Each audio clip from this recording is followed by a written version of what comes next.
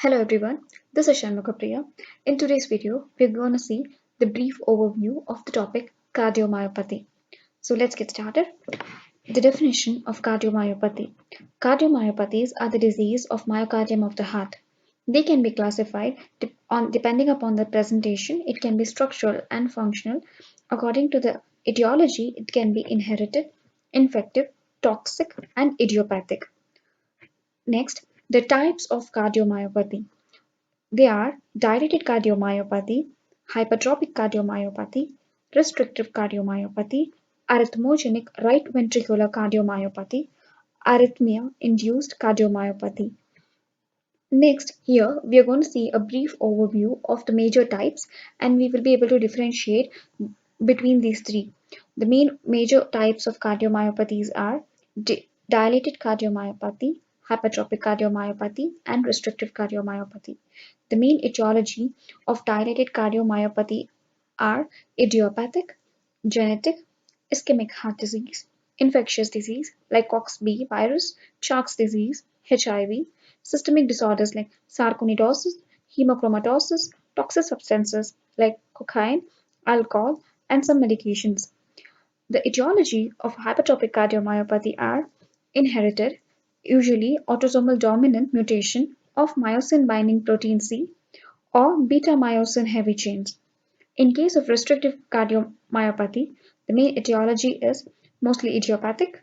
It is because of systemic disorders like amyloidosis, sarcoidosis, hemochromatosis, systemic sclerosis, heart diseases like Loeffler's endocarditis, endocardial fibroelastosis, or post-radiation fibrosis.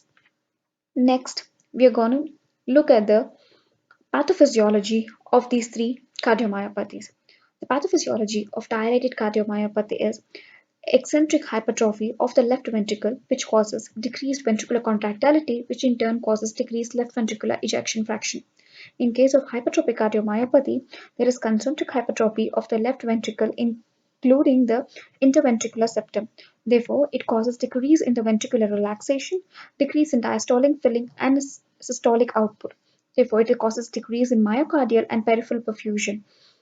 It is also called the obstructive type of cardiomyopathy because there is left ventricular outflow tract obstruction and mitral regurgitation due to systolic anterior movement of the mitral valve. In case of restrictive cardiomyopathy, there is proliferation of the connective tissue. This causes decreased elasticity of the cardiac tissue, which causes atrial enlargement and severe diastolic dysfunction. Next, we're going to look at some of the most distinctive clinical features of these three cardiomyopathies. In case of dilated cardiomyopathy, there is sign of left heart failure and right heart failure. There is S3 gallop and there is also a systolic murmur. In case of hypertrophic cardiomyopathy, there is frequently asymptomatic.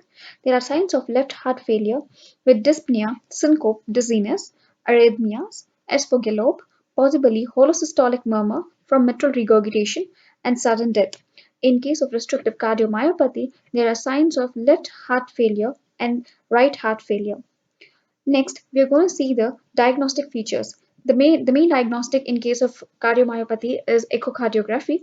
In echocardiography, we can see distinctive features. In case of left ventricular cavity size, in dilated cardiomyopathy, it is significantly increased. In case of hypertrophic cardiomyopathy, it is decreased. And in case of restrictive cardiomyopathy, it is also decreased. In case of ejection fraction, in dilated cardiomyopathy, ejection fraction is slightly decreased. Ejection fraction is normal in hypertrophic cardiomyopathy, and ejection fraction is normal or increased in restrictive cardiomyopathy.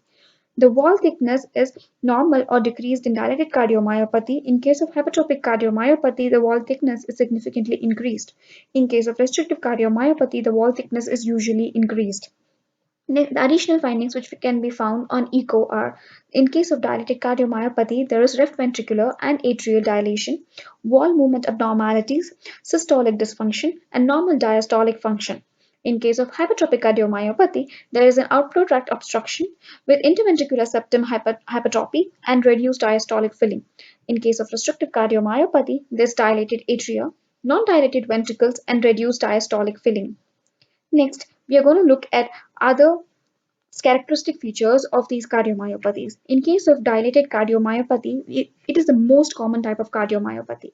The second most common type of cardiomyopathy is the hypertrophic cardiomyopathy, and the most common cause of sudden heart failure in athletes and teenagers. In case of restrictive cardiomyopathy, the prognosis is very poor without heart transplantation.